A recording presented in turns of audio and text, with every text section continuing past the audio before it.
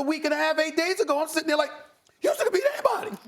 They could go to the finals. I mean, they could beat anybody. And then lo and behold, they went to bed against the New York Knicks of all teams. And then after that, they don't know what the hell is going on. And now they've lost 4 straight and look like they could get bounced out in the first round. And I said it before and I say it again. They ain't no bigger fan of Russell Westbrook than me. This dude is an assassin, one of the most violently competitive basketball players, if not the guy on that level in the National Basketball Association. He has not been out of the first round since Kevin Durant left OKC. At some point in time, when you are that great, because we can say what we want about James Harden. James Harden's been to a couple of conference finals. He's knocking on the door. And who did he lose to? He lost to the all-world Golden State Warriors 4 times in the last 5 years. All right, there's no shame in that. You talk about Russell Westbrook out of the first round. You know what? I mean, at some point in time, we got to look at you unquestionably great, unquestionably fantastic in a lot of ways. But you got to win. You got to win. And right now, to me, he's going to be the key because Harden's going to be Harden. But Russell Westbrook has got to drive. He's got to find those open shooters. He's got to kick it out to people other than James Harden in order for this team to elevate to another level. Otherwise, the Houston Rockets, the same team that we talk about, Max, could potentially go to the finals or at the very least go to the conference finals. That same team could go home in the first round. You're going to face a tough team in the first round, no matter who it is. They might be the underdogs.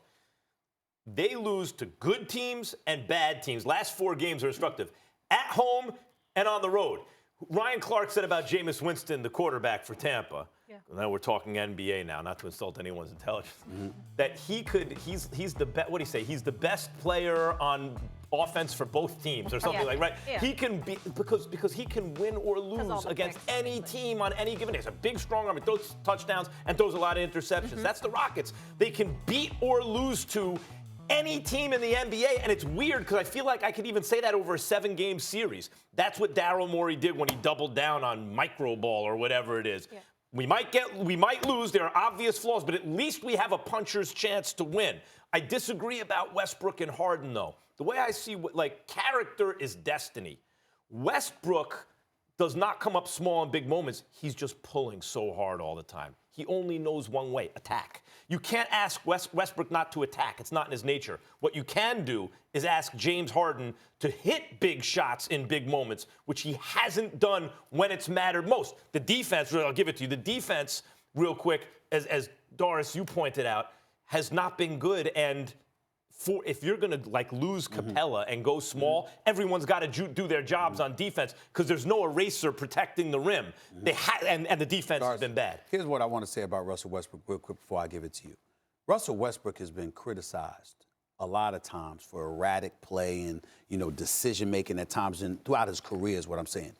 This dude is no dummy. He's a highly intelligent person, okay? Highly competitive, goes after it.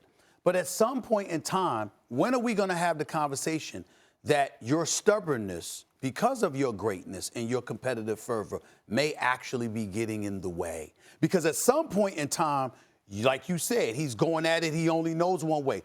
At some point in time, that's unacceptable. When you are an elite player, it's unacceptable to say, I only know how to do it one way. The greats know how to do it a variety of ways. And at some point in time, we got to say to Russell Westbrook, you're going to have to figure out a way to be more efficient when it really, really counts. Not just great in terms of numbers, not just great in terms of your competitive fervor, but knowing how to pick your spots to elevate others other than yourself. Because that's what they're going to need to do in order to win it.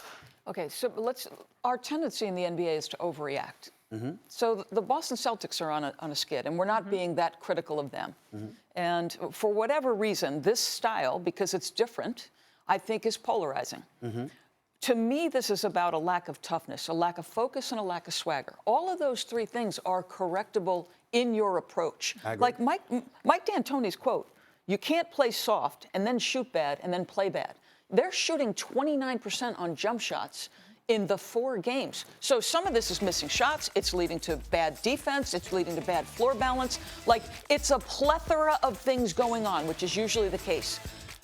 If you're the Rockets, you need to take a breath and figure it out. And thankfully, I believe your schedule will help you. They have the 7th, if I'm not mistaken, 7th easiest schedule remaining. So that should soften a little bit. Well, let me respond directly to what you're talking about. First of all, we haven't gotten on the Boston Celtics that much yet. Because that subject hasn't come up yet. Oh, trust you me. We're going to get on the Boston Celtics because they are struggling, no question about it. But they beat the Cavs when they have to, they beat the bad teams. But let's also remember something.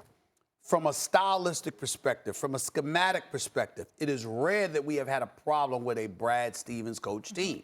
Right. D'Antoni forces you to sit up there and say, damn, I got to take a side here because what he's doing is so unconventional. You sit up there and say, okay, is it going to work? Has it ever worked? Will it work? I mean, when he talked about his days in Phoenix, he said, I regret that I didn't have the courage to do this then.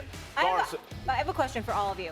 So when they were on that 7-2 stretch and you're saying they could potentially take down the LA teams, where are we now? And I know we have to be careful of being prisoner of the moment now that they're in this 4-game skid. Like, how much has your opinion changed after these 4 losses on this team? It's the same. As I said, they can win or lose to any team. I was interested in what you said about, because that seems like the level-headed right approach. Like, let's all calm down. On the other hand, usually if they go on the road and Harden looks bad against a bad team, they come home, he's going to stomp out a team like the Magic, and he's going to go crazy. Right. But in this case, they're losing to bad teams at home and on the road. Good team. There's no rhyme or reason, just losing to everyone. Sometimes it's a matter of when you catch a team. Okay, Orlando's offense over the last several weeks has been quite good, if anybody's paying attention. So your point is a valid one. You have to beat those teams. There's no question about it. The one thing I would say about the Rockets is my belief hasn't changed at all. The 3 teams I believe had the best shot coming into the season remain the 3 teams I still believe: Milwaukee, Lakers, Clippers. And of those 3, it's still in my mind Lakers, Clippers are the 2 teams that have the higher ceiling. Like, there's several tiers in the NBA, and the Rockets are never and have not been and will not be on my top tier. Thanks for watching ESPN on YouTube. For more sports highlights and analysis, be sure to download the ESPN app. And for live streaming sports and premium content, subscribe to ESPN+.